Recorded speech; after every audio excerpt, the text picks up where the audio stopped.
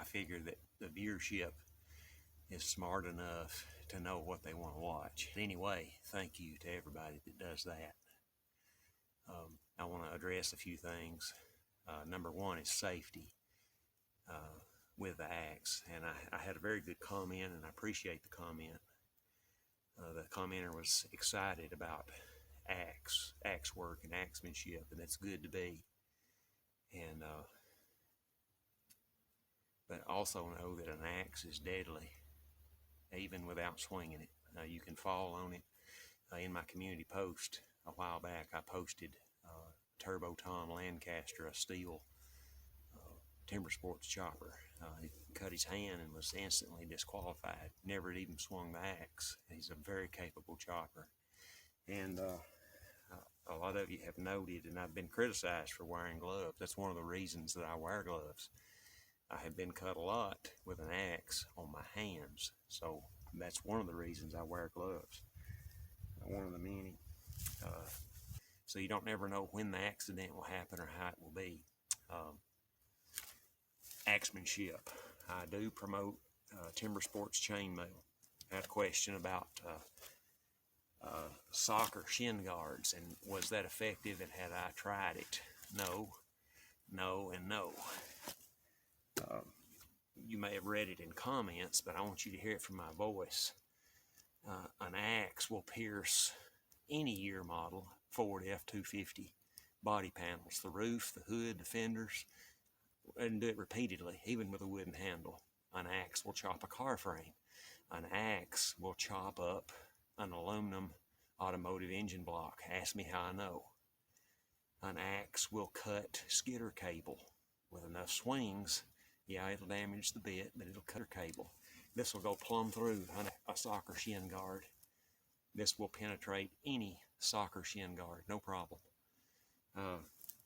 Invest in some chainmail and get the best you can buy, because an axe can and will ruin you without it. And you can practice all the safety stuff you want to, and I encourage that. Yes, do everything you can within your power to be safe with the axe. Invest in some chainmail. And you may be thinking, I chopped all my life without it. Yep, and I did for a long time myself. So chaps and chainmail.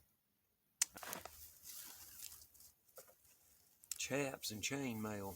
I want to say Merry Christmas and Happy Holidays to everybody. Thank you to all the subscribers, viewers, and those that support and share and all like that. Thank you for those of you that I know and those that I do not know.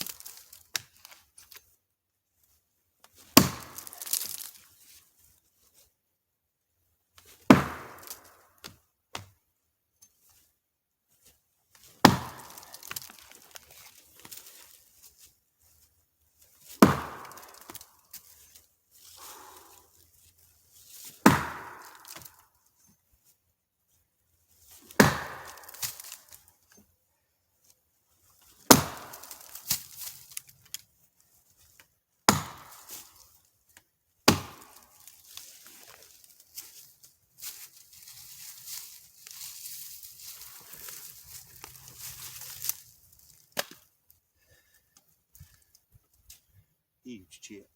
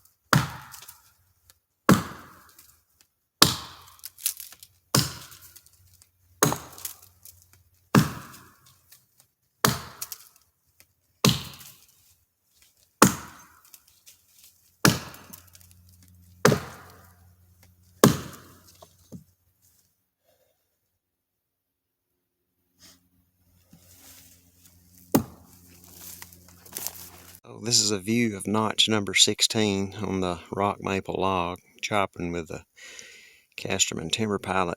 You'll see that we're not at 90 degrees. It's less than 90. That's the axeman's fault, but I want to show you the squareness of the left side. We're going to change sides right quick. And of course, those of you that chop regularly know this can be done. Just wanted to show you that. Casterman TIMBERPILOT. If you can do your part, the axe will do its part. Pretty awesome. So we're going to chop in this configuration just for a minute. Be aware of deceiving camera angles. I do know that I'm wearing Timber Sports chainmail and I'm not swinging for the fences. And I practice axe control. If you don't know what that is, study up. Above my knees. What I'm going to do is open this up right here. We're going to sever the log, and I will stop at a certain point and change the camera angle.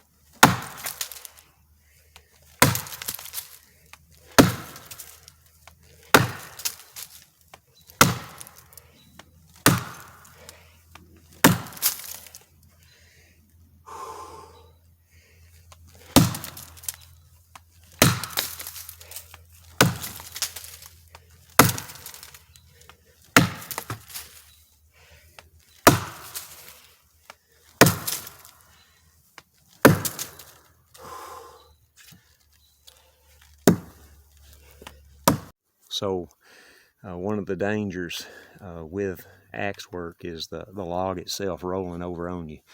Not only is the axe dangerous, but the object in which you're chopping is dangerous. So this may or may not be loaded. It may or may not roll. It may or may not fall. It may take several minutes. But let's see what happens.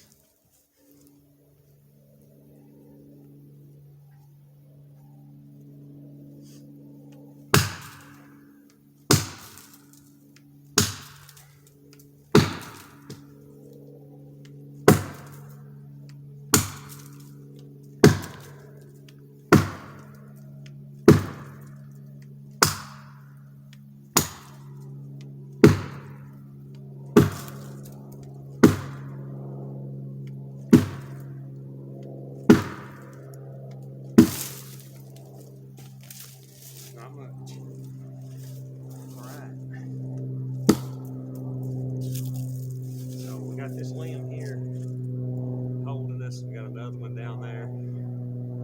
Got one underneath the log here. So that was done, accomplished safely. Noticed I buried the axe head in the log there.